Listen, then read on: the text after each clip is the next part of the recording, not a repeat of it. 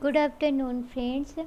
I am starting a spectroscopy, and spectroscopy is a very important part of chemistry because in many competitive exams, many questions are come from a spectroscopy for a NET exam, for a GATE exam, and for other competitive exam point of view. So, spectroscopy is a very weighted part of your exam. Okay.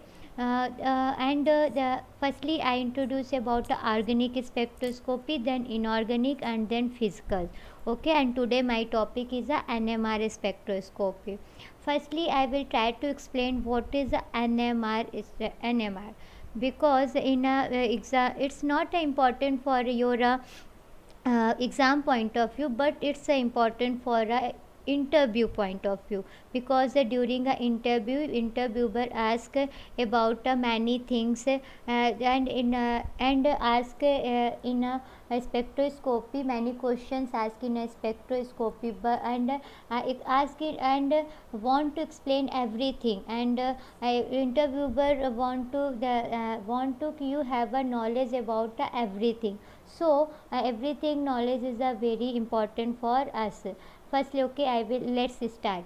NMR. N means nuclear, M means magnetic, and R means resonance, means nuclear magnetic resonance spectroscopy. Nuclear come from nucleus, magnetic come from magnetic field, and the resonance come from a coupling. Why is NMR spectroscopy is important? Because we have a lot of spectroscopy such as ultraviolet, IR, ESR, and many others. But NMR is why very important?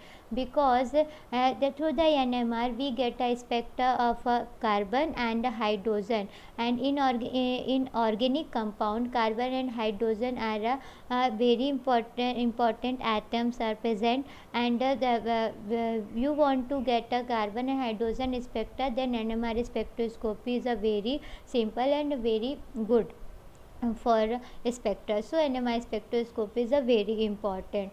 Okay, firstly introduce about a nuclear and a nucleus.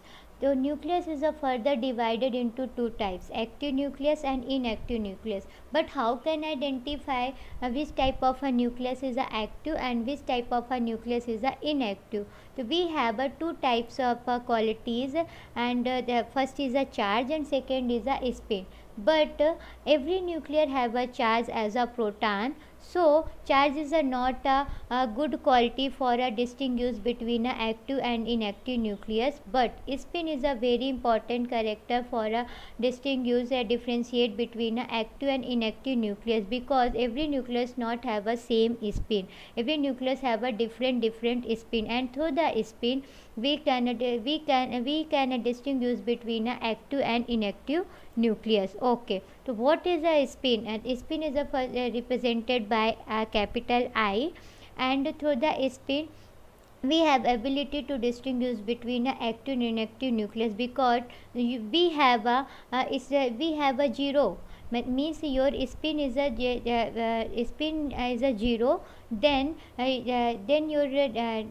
NMR is a inactive, and that type of nuclei is a non-magnetic nuclei and non-active nuclei, and in case your spin is not equal to 0, then NMR your nucleus is a active nucleus, and your nucleus is a active for NMR spectra, and that type of nucleus is a magnetic nucleus. Here is a many types of example, and through the example I will try to explain. Okay, so how can I identify spin is a 0 and not a 0? So in case your